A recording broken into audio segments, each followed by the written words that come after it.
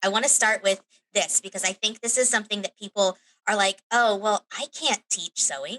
I don't know how to teach. I don't know, I'm not a teacher. Anybody with knowledge can share it. Hello and welcome to the Small Business Sewing Podcast. Join host Kathleen, that's me, from Sunny Mountain Patterns, and Branalyn from Dailey Sews Stuff, and guest experts as we discuss how to run successful sewing businesses, innovations in sewing, and ways to make more money doing what you love.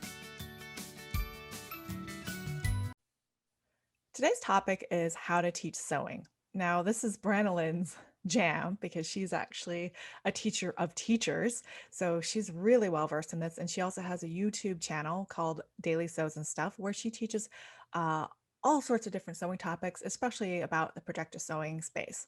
So let's go ahead and talk to Branalyn about her background on teaching. So I have a degree in teaching in early education, which is like infants through fourth grade. When I was working in childcare, I eventually became an assistant director, and my job there was to train the new teachers that we had and to keep up with the training of our regular teachers. Then I discovered projector sewing a little bit before the pandemic happened, and decided, you know what, I'm going to make some YouTube videos about projectors because I had made a few videos in the group and people were like, wow, that was helpful, thank you.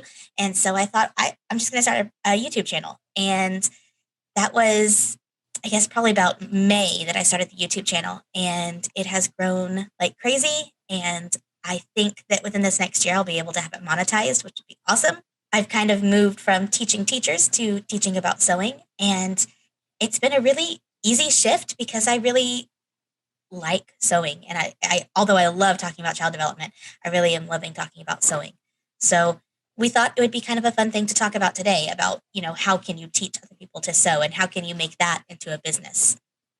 Right. And doing it online is a scalable type of thing.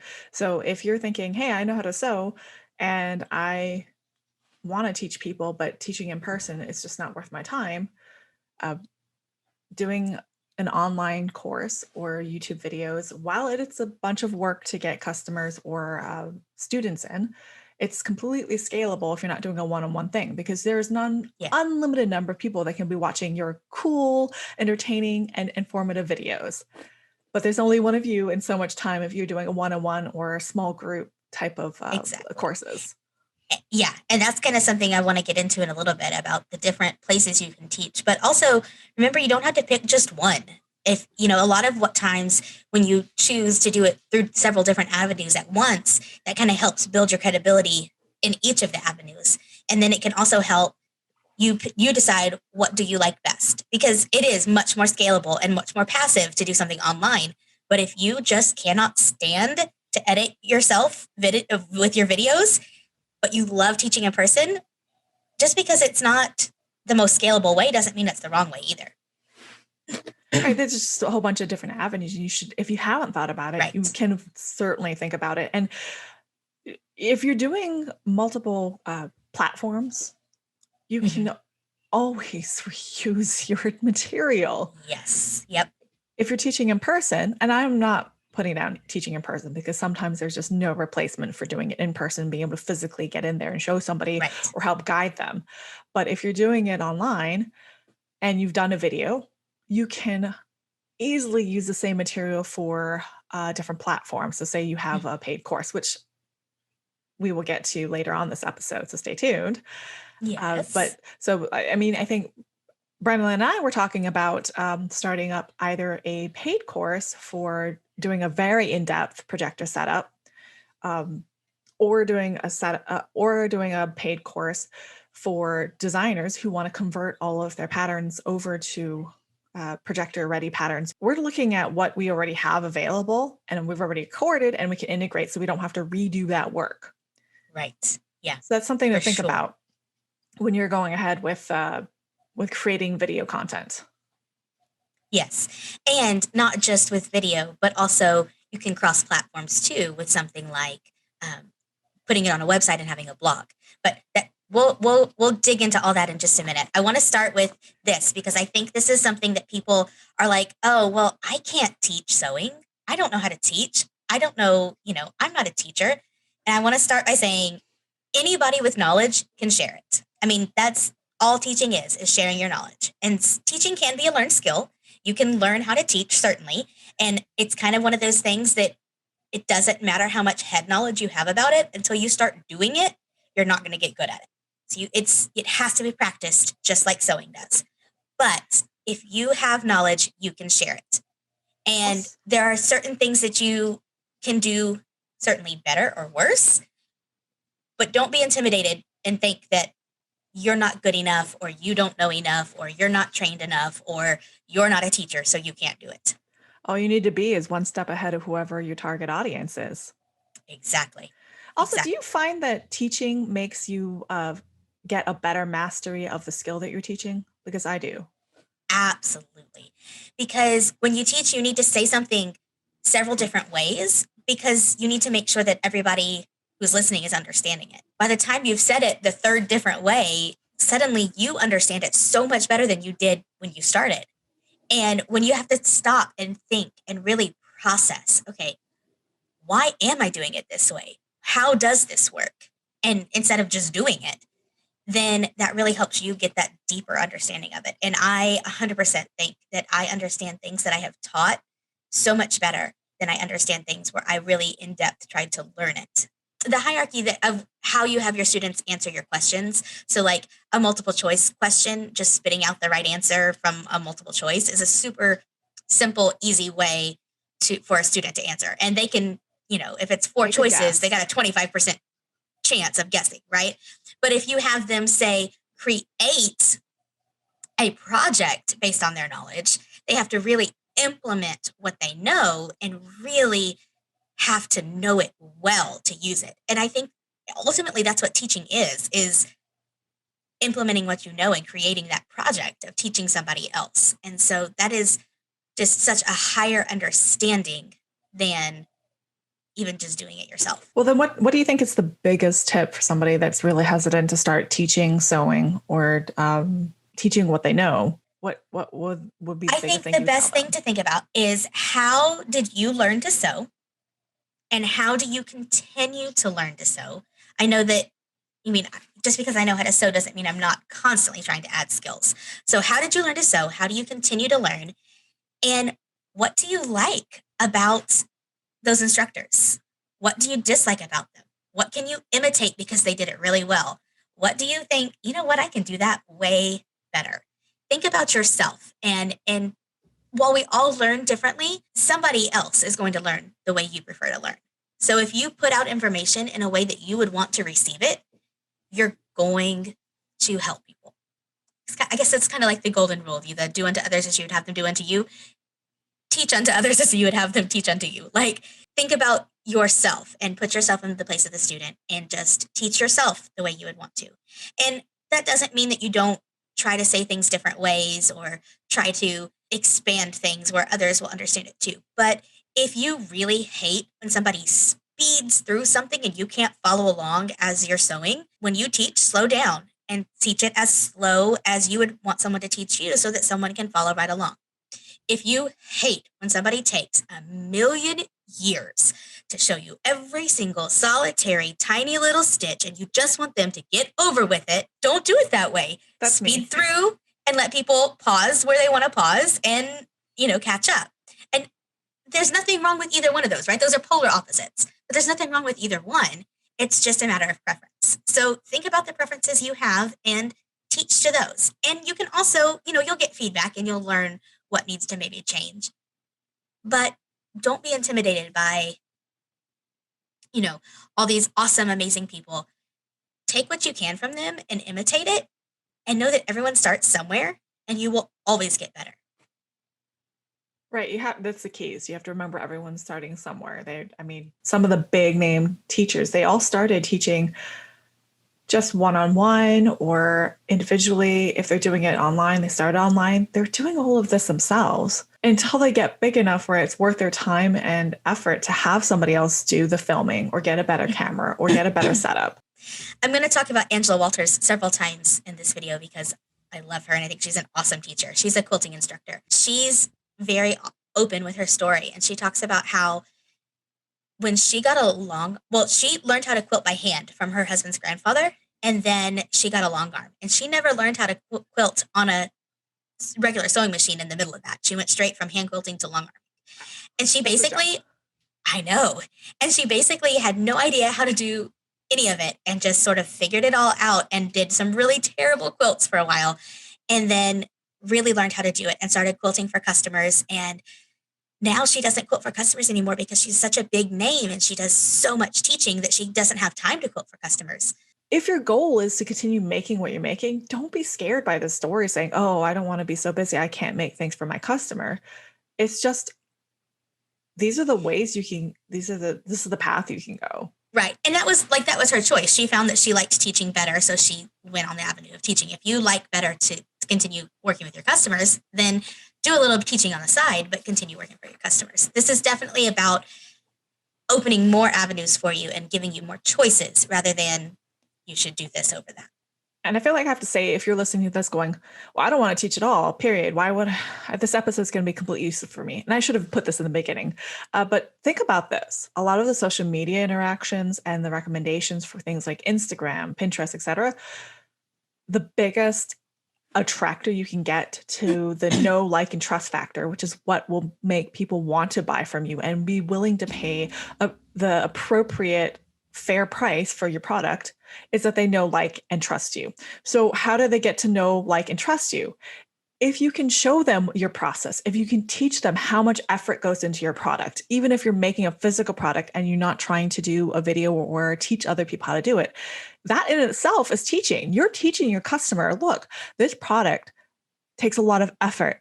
It takes a lot of time. It has a lot of quality into it. It is worth your money to spend on my product. It's worth what I'm asking. Right. And I think Branalyn had a brain fart. She's shaking I her did. head. I so was going to say something there, and I don't even know what happened. We need a little dancing bear to distract people while we think about what we're supposed to be saying. I am not editing this out, by the way. If you are wanting to show that you are, if being eco-friendly is part of your brand, then you can teach how you are eco-friendly. If you are wanting to sell patterns, you can show and teach how to sew your pattern. Which is what I do. Mm-hmm. One of my favorite things that a pattern company called Pattern for Pirates does is the designer will come on and she will show several different fabrics and on screen she'll stretch them and show how they stretch. Or when I designed this pattern, I had this fabric in mind, and I've also sewn up testing with these other fabrics, and this is how it interacts with it. And a lot of times that's what will sell me on one of her patterns, because I think for a lot of us who sew and who buy our fabric online, figuring out what fabric to use is a huge part of that process. I know how to sew. That's like half of my sewing time is like, do I exactly use this fabric or trying to fit it perfectly? Yes. Oh, that's my goal to get there.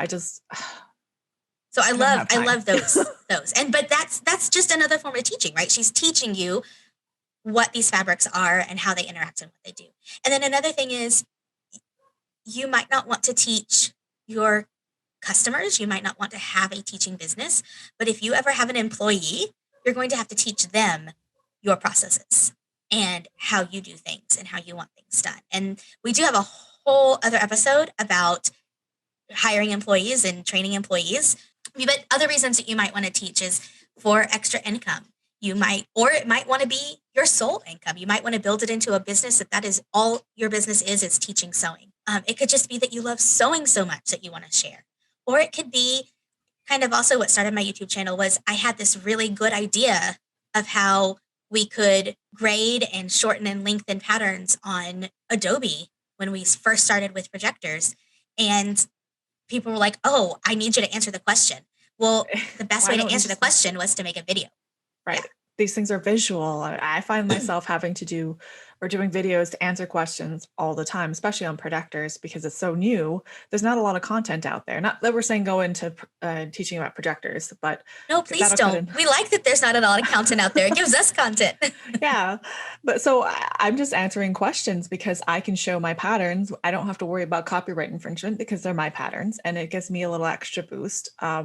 but I'm teaching them the difference between a printed PDF, meaning the ones that are tiled, you print out at home, and a projector ready file, which is things that most designers, including myself, set up so that it's easy to use on a projector, thick lines, all the sort of things. And her projector patterns are excellent. In fact, I did a video for her about that I don't think is out yet, but I'm sure it will be. We're going to coordinate videos.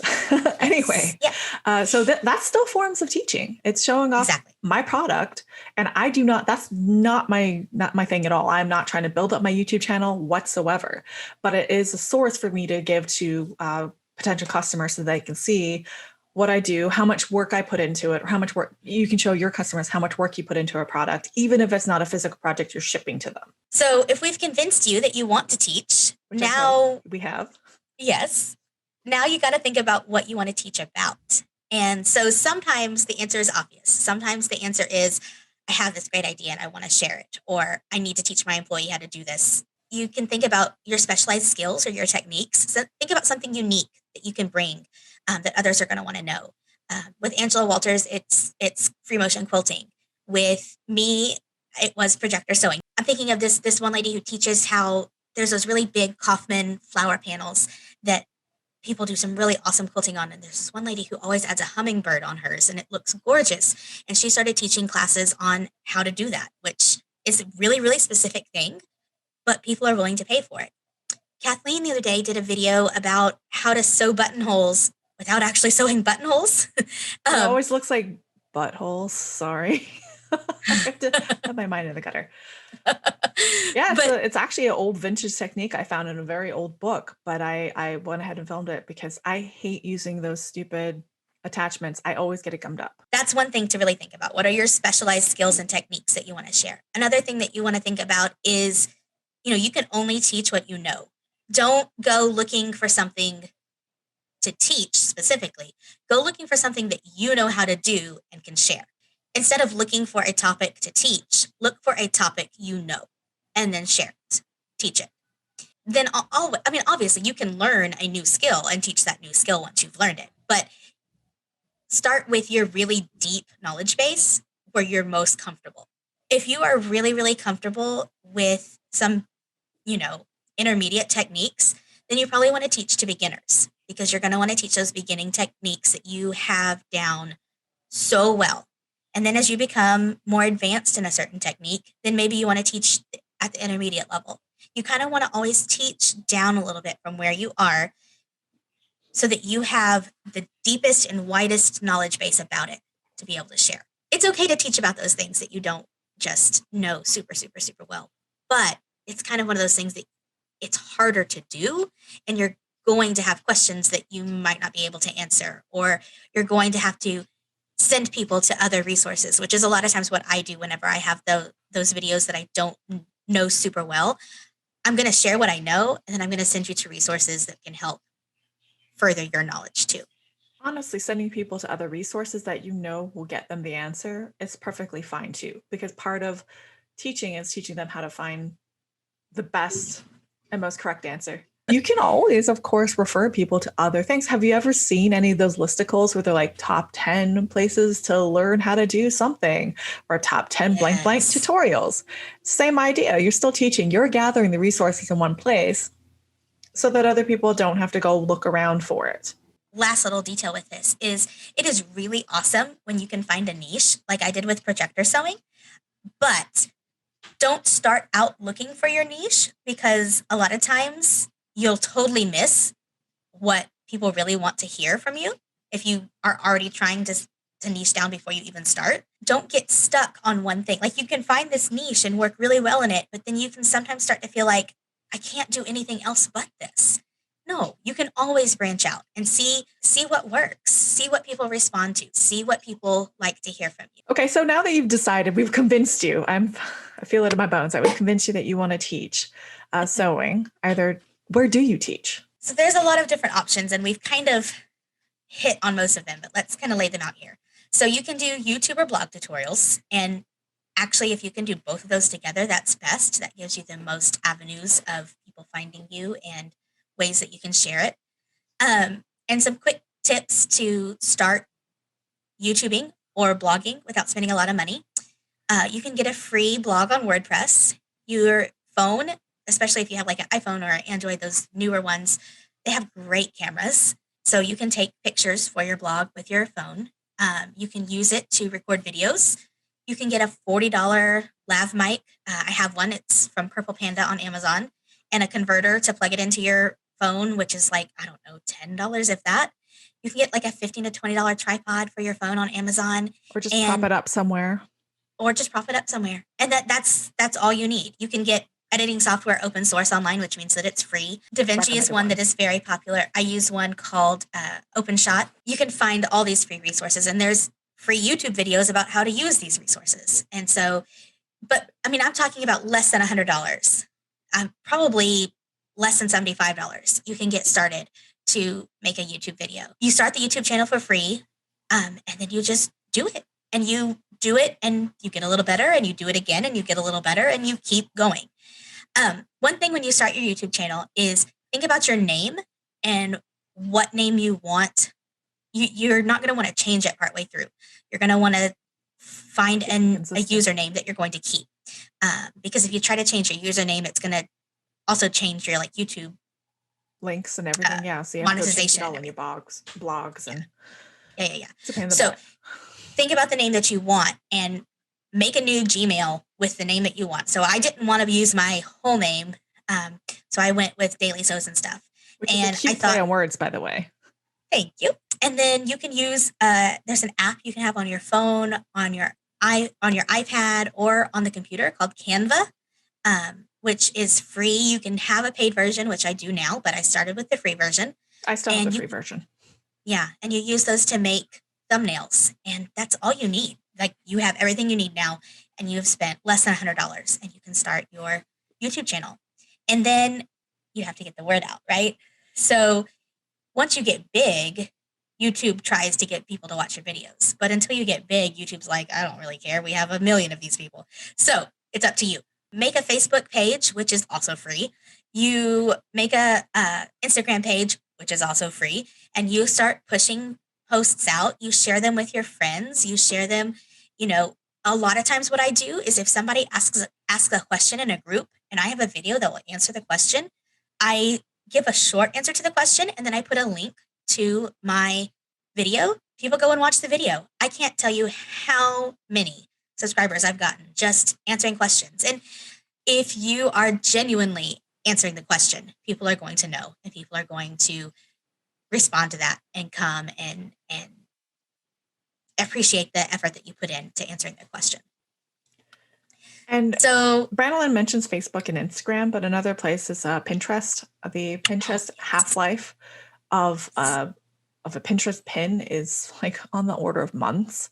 The half-life of a Facebook post or Instagram post is on the order of like a couple of days. And that of a tweet is like an hour. Which is a really good reminder that Branalyn needs to learn how to use Pinterest again, because it's been a long time since I used it. Yeah, they've actually got additions to Pinterest. You can put videos now if you have the Pinterest business account, which is free, by the way. And you can do Pinterest stories. I've been getting a lot of exposure to, I've been getting, I think, 65,000 exposures, they call it, in a month. But that's just basically anyone who sees it come up on their feed. So it'll... Right. It's not a go to the topic of people who, for example, sew. Because that's true. Like it does add to my social media time. If I am on the sewing groups and I am answering people's questions and I am posting videos, that is adding to my social media time. So that might be something to think about for you. All right. So some pros and cons of going it yourself and starting a YouTube and a blog. You have a ton of control. You get to decide every single thing that you put out. You get to decide how often you put it out. You get to decide exactly what you say. All of it is in your hands. You have complete control of it. And it is, because of that, it's a lot of work. But you get to spread that out however you want to. You do get feedback with YouTube. People will leave comments. People will like it. People will share it. You can see your metrics. You can see how often somebody is watching. But you don't get that immediate feedback that you do with in-person teaching. In person, you can see someone's eyes glaze over and realize, okay, I need to change my tactic. In person, you can see somebody's eyes light up and they've got it, and you can finish what you're saying and move to the next, build it up to the next level. On YouTube, you don't get that. So sometimes there's some trial and error of, okay, I talked about that for way too long because now that I've got the metrics, I can see that everybody's quit watching partway through. Or, man, I should have expanded on that a little bit because people have gone back and watched that like 3 times and then they're still asking questions about it. So you get that same feedback, but not immediately. And it's harder to implement because it's not immediate. Right. There's also time, and you have to record the video, edit, and post it. From doing it online, either a blog or on YouTube, is you might get mean comments. Oh, I do have that later. Yeah. Oh, I must have skipped that. I'm so sorry. No, it's okay. No, I'm not. No, you'll get mean comments. But it's a really good point. Yeah. I've gotten hilarious mean comments. I have a personal finance blog that's completely separate from this. And I get some mean comments, and they're definitely bots because the grammar is horrible. They're like, this is the worst written grammar I have ever seen. No. Mostly, like, I got these weird comments right when I first started with like links to non-existent pages. Like, don't click those. Click the link. Don't click. No, I didn't click the links. Don't click them, like, because sometimes they're spam or they're viruses. Right. No, I didn't click the link, but I googled about the link, and people were like this doesn't even exist. Like it probably was a virus or something. It probably was a virus. So don't. But if you get comments with a rando link, yeah, don't click on it. Yeah, but it was like, I don't know. They were very weird. The like you said, they're very weird. But I haven't gotten any mean comments yet. But my husband, he has a YouTube channel too, and he's had it for years, and it's much bigger than mine. And he says that you've made it when you leave mean comments. Yes. Hey, your glasses are weird. Like, that has nothing to do with what I'm teaching. What the heck does it matter? And you know what else you can do? This person needs to get out of here. You can delete the comment. Yes. And you can basically make it where their comments never show up on your channel. But go ahead and have yourself a cry. Yes. And then angrily delete the comment. Yes. But you probably don't want to actually respond to them because then for some reason you'll sound petty even though you're just defending yourself. Even though you are putting a lot of work into a video before you post it, once it's posted, it continues to grow and morph on its own. And people, I posted it one time, but there is no limit to how many people can watch that video. So there is some effort put into putting it out, but once it's out, it's rather passive of an income. People can come and watch it whenever. And so it will keep making money and keep doing its thing all on its own. Now, it doesn't immediately make money. And that's an important thing to say with YouTube. And they may change this. So definitely, if you're doing this after February of 2021, look and see what the requirements are. But right now, YouTube's requirements are you have to have 1,000 subscribers and 4,000 watch hours before you can monetize your channel. And YouTube can also say, hey, we just upped it, or your content doesn't match our community standards, even though you're looking at it going like, what?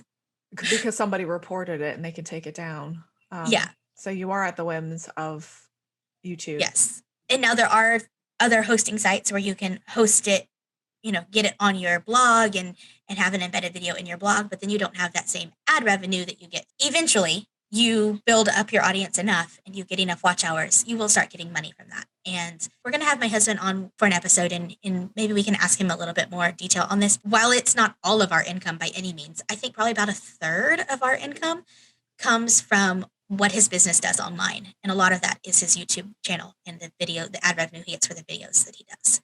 Mind you, with YouTube, it doesn't have to all be ad revenue. You can do with affiliate marketing. So for example, if you're a knitter or a quilter and you're using a particular type of material, you can get affiliate links. Of course, you should probably make sure that you're disclosing that it's affiliate link to be compliant with FCC requirements.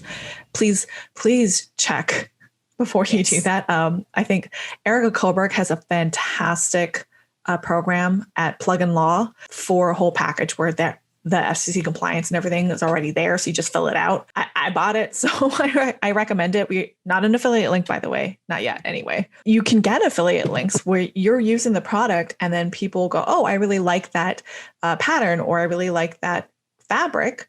Where can I get it? and you have the link in your description, and if somebody clicks on the link and then buys it, you get a portion of the sale at no extra cost to the viewer. And you can get an affiliate market with Amazon. I tried, and they were like, "You don't have enough people yet." Yeah, But they're my a little husband hard has one. sometimes. My husband has one, and that's where a lot of our online revenue comes from too.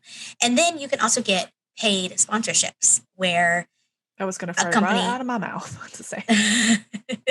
Go ahead, tell us about it. Oh, no. You know more about this, but I was just going to say paid sponsorships where they sponsor that episode or that video. You know, you might have to approach the company, or the company might approach you depending on how big you are and that sort of thing. They pay you, and usually that comes with a little bit more restrictions. You'll usually have a deadline, and you usually have to submit the video to them first so they can make sure that it fits with their brand and that sort of thing. They'll pay you to do that video. It's kind of like the Instagram influencer where they have paid sponsorships. They post a picture of themselves with whatever product and then have a link. So either you get it's like an affiliate, or they get a certain percentage of the sale from that link. Paid reviews is also another thing. If you're reviewing a product, they actually have companies will pay you to review the product, but most of the time the contract says I will say whatever I feel like saying. If it's not favorable to you, then I won't post it, and you can tell me not to post it. Those are all ways to make money on your own channel. And then another way would be to make videos for someone else's channel. Like pattern companies will pay people to do videos for their channels, like tutorials or things like that. And I don't know a ton about that yet, but I am actually fixing to start working with a pattern company doing that sort of thing. So maybe I'll have more information about that in the future. But you can make a video, and you don't get the control. You have to put out the information they want. You are gonna make the video, and then they edit it though, so that's a plus. But then they'll pay you usually just a one-time fee. So it won't, if you make a video that does amazingly awesome, they might get hundreds of dollars of ad revenue for it, and you only get that original fee, right? Original fee that you got. Basically making a product for them to use. Like I said, I have my YouTube channel, and I'm going to make videos for them. There's nothing to say it has to be one or the other. You can obviously, with all of these, you can do as many of them as you want to do. Diversifying is a good thing. All right. So then after YouTube, there's other places you could teach online, like courses. Yes. And we touched on this a little bit before. Craftsy is a place where they specialize in videos and tutorials of how to do crafting kind of things. There's also a ton more available on YouTube now than there was whenever it started in 2010. That has changed things. What's really nice about that is they do all of the production for you, and they do a really good professional job. It's also a tough gig to get because you have to really know your stuff and really be teaching something that they think people are going to pay top dollar to watch. And it's a lot of effort up front, but then after that, you're basically just interacting with the students. That is also true, though, of other places that you can do online courses. So places like Masterclass, Skillshare, throw out some more Udemy places. is another one. There's also some platforms where you have to bring your own audience. Teachable hosts your courses, but you need to get your own audience come by. So is Mighty Networks, where you can charge for admission into the network, and that's a little bit more social than even Teachable. But you can set up courses on those. Kijiji is also another one, but those 3 or 4, you have to bring your own audience. Masterclass, Skillshare, and Udemy all have people that naturally go there. It's almost like the Etsy for courses. And so they already have a built-in audience that's looking for courses, and they know that they're going to have to pay for the courses. These are still places that you're going to have to record your own videos. You're going to have to edit your own videos. So think about all those things we just said above about microphones and editing and everything about YouTube. And you're going to do those again for all these other places that you're going to post courses online. Instead of doing, one video a week or one video a month or whatever it is like you do for YouTube, you're going to have a whole class full, ton of upfront work. You're going to add in handouts. You're going to add in close-up shots of what you're doing, really good voiceovers, all of that. You're going to put a lot of work into this, but people are going to pay up front to take this course. And they know going into this that this course is going to be a paid course. So they're already prepared to pay money for it, which is a big difference between that and YouTube. YouTube, people are going for free information.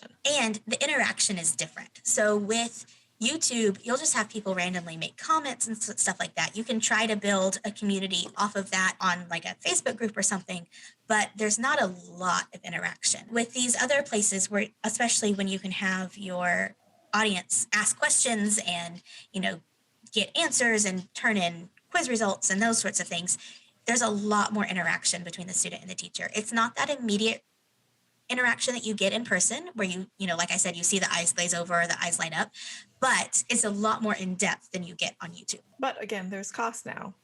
So Right. things like Skillshare and Udemy, usually it's free, but they take a cut. Kijiji and Mighty And Teachable. Networks and Teachable, those have an ongoing monthly cost. So I think it's Teachable is $10. We looked into this because we wanted to find a host for our proposed class.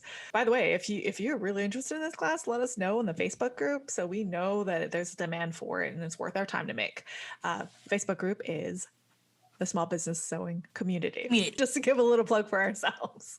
Yes. But those are all going to have to be a host. They charge a hosting fee. And then you can charge what you want on that. I have seen that Mighty Networks, however, does not have a customizable pricing plan. So it's all a set pricing plan. So like it's $15, $20. I think the maximum they can charge is $1,000. So some people are bucking against that because there's courses that they charge a lot more, particularly for like investing or real estate courses. They charge upwards of $5,000 to $10,000 a course.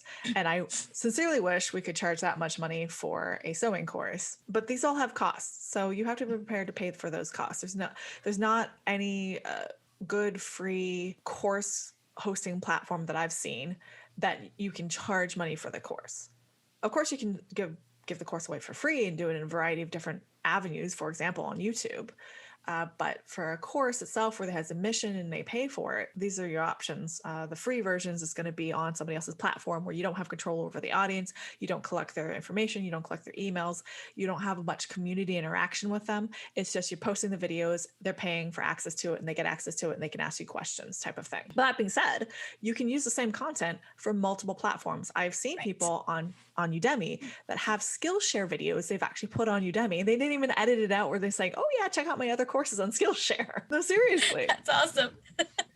So think about that. Like you could actually branch out and have multiple streams of income. It's like selling on Etsy. You can, if you're selling a digital product, for example, you can sell not just on Etsy, you can go sell on other digital product platforms that like Teachers Pay Teachers, but you can sell on those the same product. You just have to change like how you put the listing up or the listing image size. For those masterclass and Skillshare, you said earlier, you know, those come with and Udemy, those come with the built-in audience, but they're usually a lower cost course. Those websites are going to take a cut of it. The other places that you mentioned, you can make more money because you can set your price and it's going to be more in depth and that sort of thing. But you have to bring your own audience and you've got to have traction somewhere else before you can do that. So you might already have a following and awesome. If not, those free places like YouTube and a blog, and even those places like Masterclass and Skillshare are a good place to start building up your name. And then you can start bigger courses where you can charge more money. But you've got traction and people are going to know that it's worth paying for. Right. And you're establishing for the lower price or the free versions that they should know, like, and trust you. So they're willing to pay the money for a paid, more in-depth course. Of course, you want to provide more information for a paid course than your free videos. We've covered all the different ways you can do this online. Is there something that I've forgotten about? Let us know in the group if there's something I forgot about. But there's also kind of two general ways that you could do this in person too.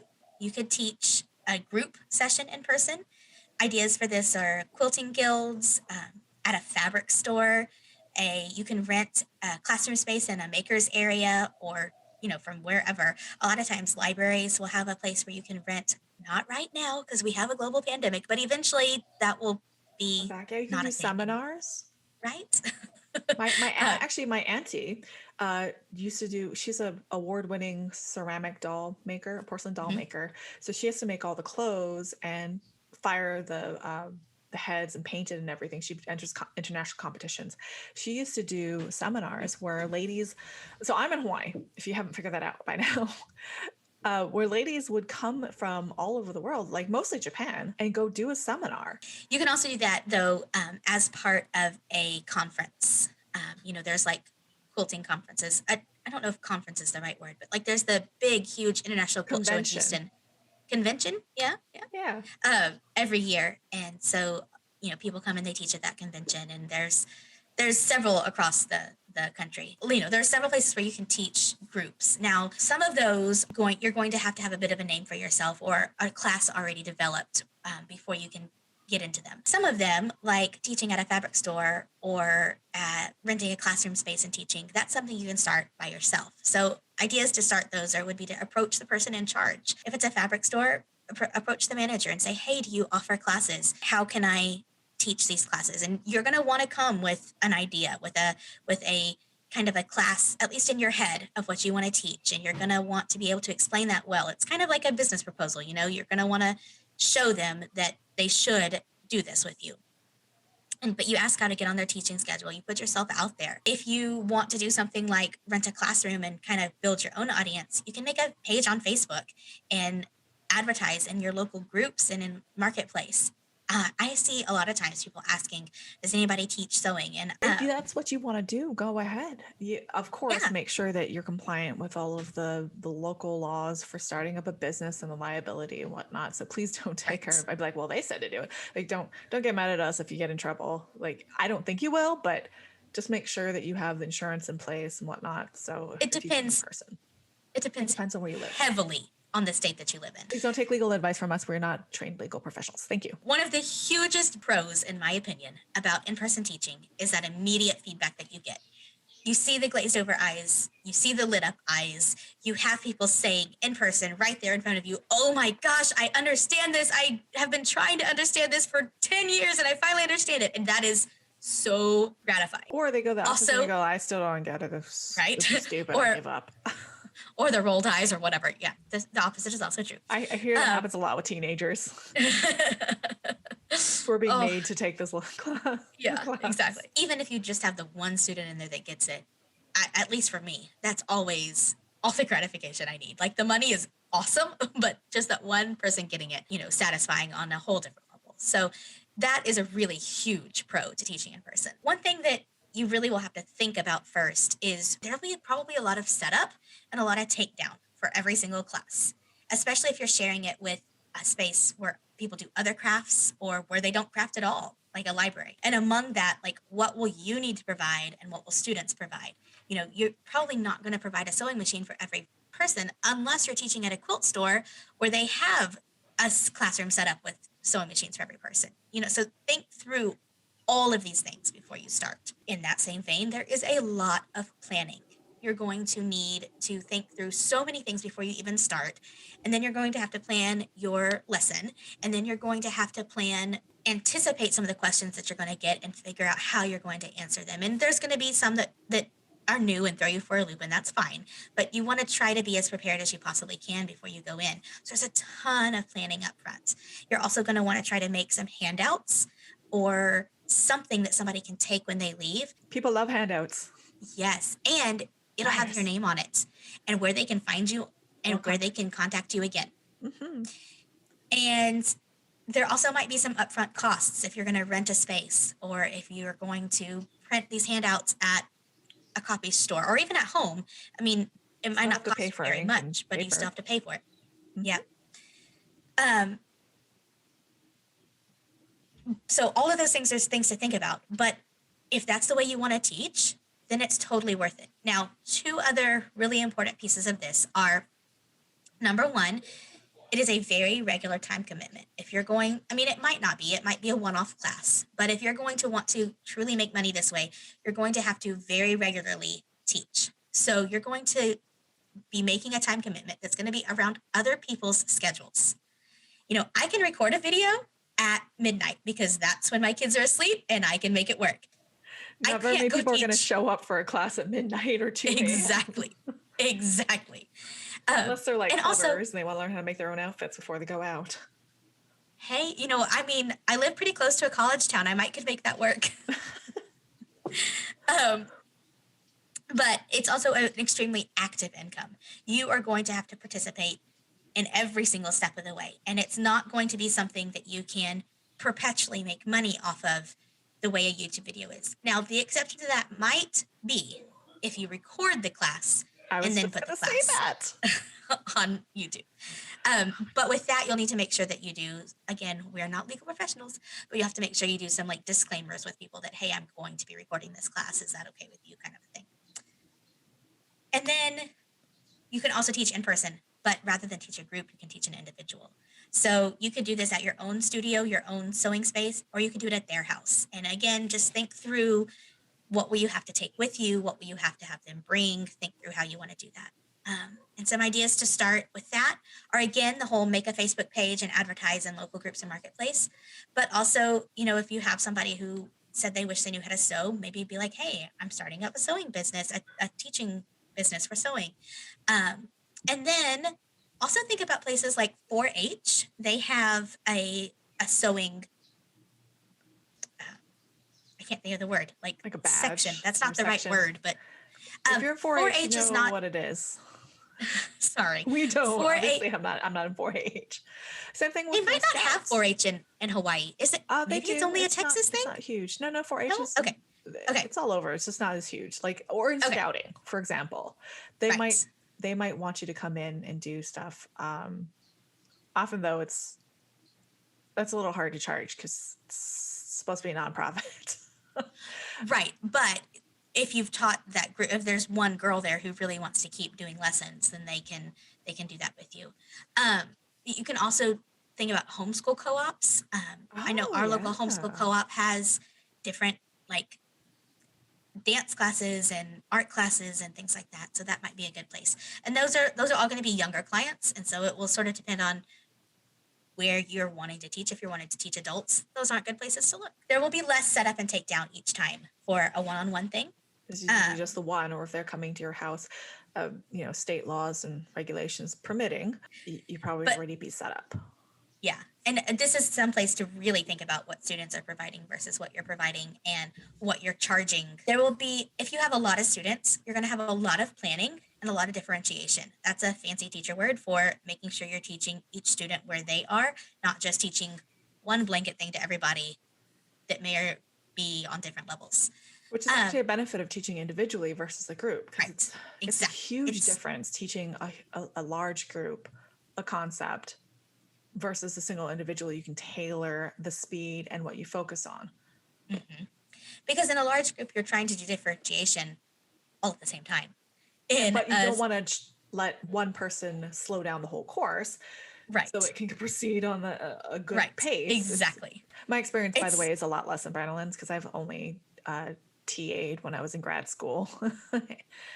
A couple of classes. When you have maybe 15 or 20 people, you can individually look at them and see where they are and see if they're stuck. And that gives you a lot better avenue to do that differentiation. But one-on-one is definitely the best. Very hard to scale. That's the very downside to that. And along those same lines, it's also that very active income where you have to be present and teaching to be making money. Right. So if you're not teaching, so you take a vacation, you're not earning money. The part of that too is that it's hard to scale. That if you're doing one-on-one classes, there's only so many hours that you're going to be able to teach. And so once those are filled up, you can charge more money per class. And that's about the only way you can increase your income. But people are going to pay you up front. That is going to be a really helpful thing. And there's going to be that very immediate feedback, that very one-on-one attention, which can be very, very gratifying to have. Yet again, though, this is a very regular time commitment around other people's schedules. And, if they're going to go out of town or if they decide they don't want to do this anymore or whatever, then you lose that. Lost that slot, right. So that's all well and good, but how do you teach? I have a list here. One of the things that should be on there is don't read from a list, but I'm going to a little bit.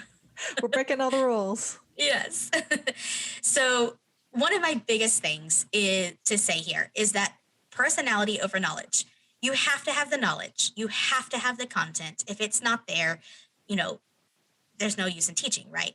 But the personality sells it way more than the knowledge does. If your personality isn't there, if people don't know, like, and trust you, like Kathleen has said, they're not going to keep coming back.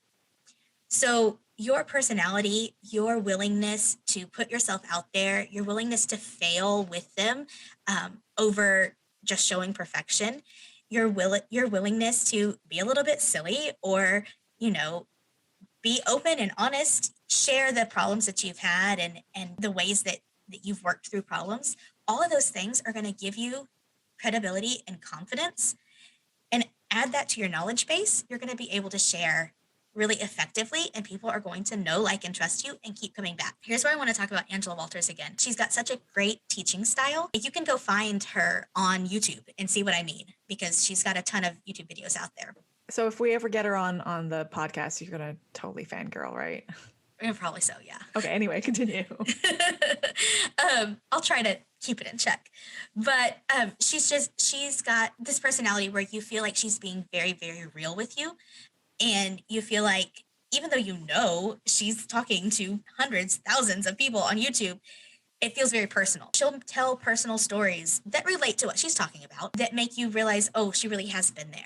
She has these little pithy little sayings like "finish is better than perfect," or she'll say, when she's talking about quilting, that she can only worry about one side of the quilt at a time, so it might as well be the top, right? If the bottom doesn't look good, oh well. She'll tell you about how, when she first started out, her tension was terrible, and she just didn't worry about it. She kept worrying about all the rest of the other things you have to think about when you're quilting, and eventually you get good at it and your tension kind of resolves itself. She's just very, very real with people. She's funny, and she's slightly self-deprecating, but she knows her stuff. And that doesn't mean you have to be self-deprecating. But no, you need to be, no, not at all. It doesn't have to be perfect. You're recording or you're teaching. Right. If you've ever watched one of those recordings for some of the big name sewing groups, they are so stinking dry. Yes. They're like, today we are going to show you how to do this. Yeah. First, like, oh my gosh, who wants to watch? I mean, I need the knowledge, but right, exactly. A little more personal. They're definitely reading from a script. And it's right. not as conversational as if you were doing it in person. So if you're doing videos, do like Branalyn. I mean, I think she's got a video where she's eating ice cream while she's doing it. I totally did. That's where I was like, oh, I want to talk to her. I was like, I should finish this before I start recording this video. Nope, I'm going to record it now. Record and eat ice cream at the same time. So, but that's kind of where I was going with this, where I was trying to wrap up and got a little too fangirly there. That personality and that personableness shows through, and you want that. You have to have the knowledge, but you also have to be personable. If you have the option to learn the same thing from the video that Kathleen just described, with the monotone today we're going to talk about, or you could learn it from somebody who's like, hey guys, I'm so excited to talk to you today about this topic that I'm super knowledgeable about, and this is why I'm knowledgeable about it, so let's jump in and do it. Which one are you going to watch? Think about that. Think about how the content and the personality relates to each other. Don't be afraid to be silly, because sometimes you have to do it bigger than what feels natural for it to convey on camera. All right. Everything ends up looking bigger on camera. By the way, if you record yourself and you're like, holy cow, I look horrible, don't worry about it. The camera lies. You look beautiful and perfect as you are. Or for me, I mean, like, I know I'm from Texas. I know that. I know I have an accent. But then I listen to a recording and I'm like, oh my gosh. Which brings us to the other point you had of being open and honest, but stay on topic. Yes. One of the things anywhere that you teach, but especially when you're teaching in person, is to have a plan. In fact, over-plan and over-prepare, but be flexible. The better planned you are and the better prepared you are, the easier it is to be flexible, because you know what you want to cover and how you're going to get there. And if you take a little detour, that's okay. Use those teachable moments that come up. You're going to problem solve during your class.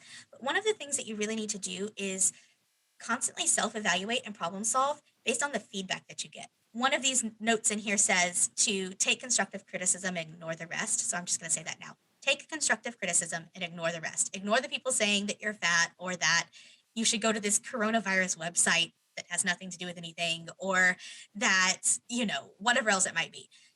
The people who say, I really loved this video, but I couldn't understand you, figure out how to better your audio. I really want to understand this, but this point wasn't clear.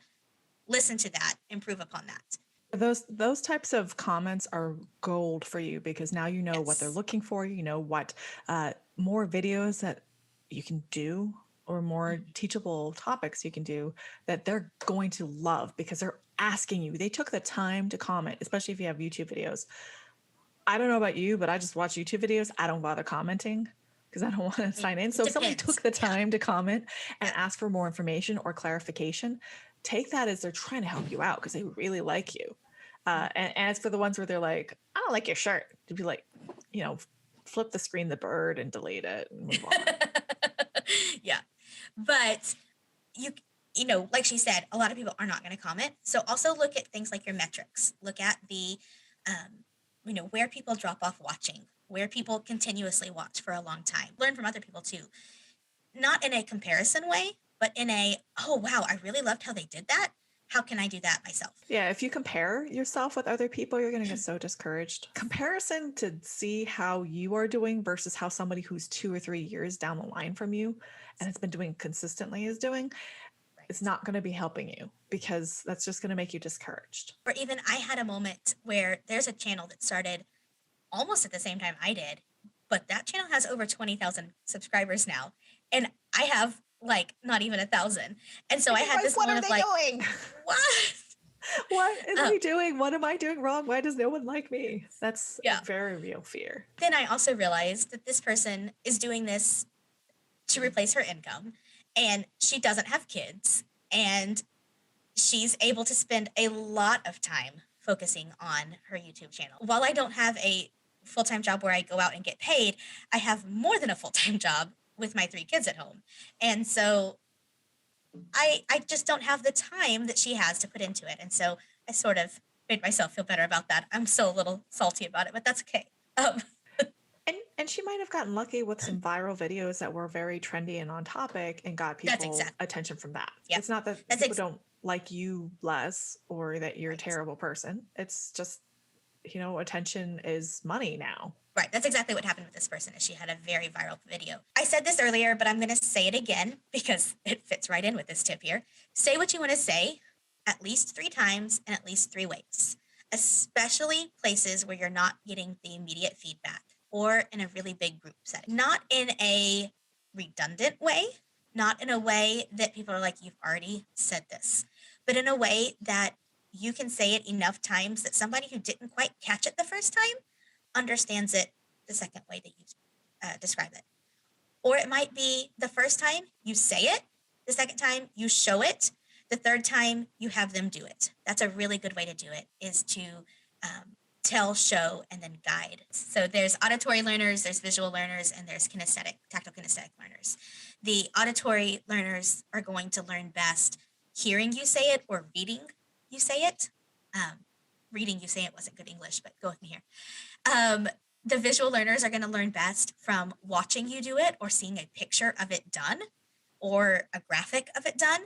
And then the tactile kinesthetic learners are going to learn best doing it themselves, but they're not going to know how to do it themselves until you've kind of shown them and told them how to do it too. In person, it's really easy to read the room, but online, you really have to think about those things that you'd be thinking about in person and implement them anyways.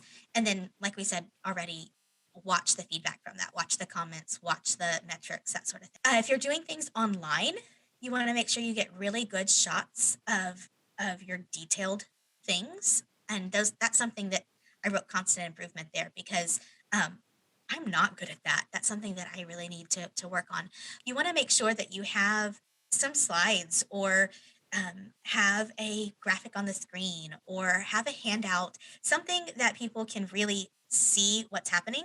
If you're doing a group presentation, that's really, really important. If you're doing this online, so in person, we talked about how you wanted to have a handout that would have your information on it for people to find you later. Online, you can have people subscribe, you can have people, join you on Facebook, but you can also collect emails for an email list. And then you'll be able to email people and have that built up list, especially if you decide to start offering another class. You want to have that email list where you can tell people, hey, I know you like me. Now go spend some money on me. A good way to do that is to have a handout where somebody trades you an email for that handout. And we're going to use that tip ourselves on this podcast at some point. So, when we say we have a handout and it's free, we're doing that, but we also want to have your email, not so we can spam you, but so that when we come out with something new, you can know about it. You want to also invite questions. Now, In person, that's super easy. You're just like, hey, if you have a question, ask and acknowledge when they ask it and answer it when they ask it. And people then get comfortable asking questions and it's fine. Online, it's a little harder, but you can have them, ask questions in the comment. You can create a community somewhere like the small business sewing community and have people ask questions there or answer questions there. I think partly because of the way I present my videos in a very personable way, or at least that's my goal, and I hope that I do that well. Um, People do feel comfortable asking questions, and then I make it a point to answer them. If I just leave the comment hanging for days and days and days, people aren't going to keep asking questions. But if you answer within, 24, 48 hours, people are going to know, okay, she actually cares. She is going to answer this question. Teach from a project. Instead of just telling people, how to do something, teach them how to make something and teach them the steps along the way. Break it down to the techniques that they need to end up with a completed project. And people will be much more willing, especially to pay, to get something where they're going to end up with something at the end than just learning a technique. That's another way to be really hands on and slow down so that others can pause and follow along. But you can also have video links to quick, simple basics that you've made other videos for. You don't have to include everything in one video. You can say, okay, now we're going to insert a zipper. If you need help inserting a zipper, here's my video up here. And you can do that in an in-person class too, except they can't go back and take that class immediately. So it's a little bit harder. Think about the tools if you're going to, especially if you're going to have them do a project at the end. Think about the tools that your audience will likely need to complete it. Think about what they already have. If you think that you're teaching beginners and all they're going to have is a sewing machine, show them on a sewing machine. But if you're teaching people who will likely have a serger, show them on the serger. Scaffolding. This is another fancy teacher term that basically means start where somebody is and take them just a little bit farther. And then once you've got them there, take them just a little bit farther. Like literally how you build a scaffold where you build it one level at a time. So online, you kind of have to do it in whatever way seems logical to you. In person, it's a really awesome thing where you watch those eyes light up. Let's do the question rounds. So Yeah. we like to ask our guests, and today it's going to be Branalyn's our guest, quote unquote. The same 4 questions. And so first, what is your favorite time-saving tip? So I'm going to speak specifically about online videos. Get a mic. It makes your editing so much faster and so much better. Don't think that it's not worth it. Get a mic. Because you can talk while you're doing. You don't have to do a voiceover like what I do. Exactly. I just have to do a voiceover because my kids make a lot of noise when I'm trying to sew and do tutorials. So how do you price your products? I don't. I don't have anything that is for sale, at least not yet. Eventually, that's something I might want to do. But I also know this is something that I don't do well because my husband will ask me what he should price something, and I always lowball what he's thinking. So that is something I need more information about, and I know that we're going to have some guests later that will talk about that I definitely need to watch. So what do you automate? Not a lot right now, but one of the things that I automate is Facebook and Instagram posts. You can have the business suite for Facebook, which will post to both of those platforms at the same time. All at one time, you can schedule your YouTube video and make a post that will come out at the same time to advertise for that. How do you get to the Facebook sew? How can others find you? Well, you can find me on YouTube at Dailey Sews Stuff. It's Dailey. You can also find me on my website, which will be www.daileysewsandstuff.com. It's not quite live yet, but there'll be at least a landing page there. And then on Facebook also and Instagram, all as Dailey Sews Stuff. And of course, you can find us on the Small Business Sewing Community Facebook group. Just look that up. Yes, that's where you can find both of us and where you can answer this question for the week, which is, it's actually a 2-parter. Who is your favorite sewing instructor? This could be an online personality or it could be your grandmother. And what makes them your favorite? And especially if that's something that you can imitate. My grandmother, because I love her, isn't necessarily something you can imitate. But what can you learn from? Okay, well, that has been our episode on how to teach sewing. It's been very in-depth. I hope you learned a whole bunch of things, especially how to automate your Facebook and Instagram posts, which I just did. And join us next time for a different episode. That's it. Thanks.